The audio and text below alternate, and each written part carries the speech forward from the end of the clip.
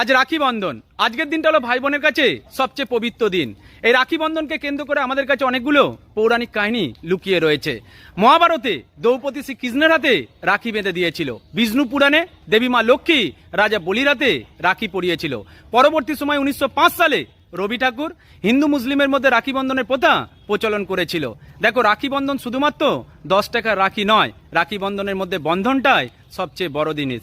ভালোবাসা, একজন আরেকজনের প্রতি দায়িত্ব, এটাই রাখি বন্ধনের সবচেয়ে বড় গুরুত্ব। আজকের দিনে বোনেরা দাদা কিংবা ভাইয়ের হাতে রাখি বেঁধে তাদের দীর্ঘায়ু কামনা করে, তাদের মঙ্গল কামনা করে। তাই আজকের দিনে প্রতিটি ভাই কিংবা দাদা যদি বোনের হাতে রাখি পরার পরে তাদেরকে ভালো রাখার প্রতিজ্ঞা করে, তাহলে পৃথিবীর প্রত্যেকটা মেয়ে রাখি বন্ধন উৎসবটা সর্বাঙ্গে সুন্দর হবে, তাদের কাছে সার্থক হবে। আমার পক্ষ থেকে পৃথিবীর সমস্ত বোনকে অনেক অনেক ভালোবাসা। তোরা সকলে ভালো থাকিস। প্রত্যেক মানুষকে রাখি বন্ধনের বুক ভরা ভালোবাসা, শুভেচ্ছা। ভালো থাকবেন প্রত্যেকে।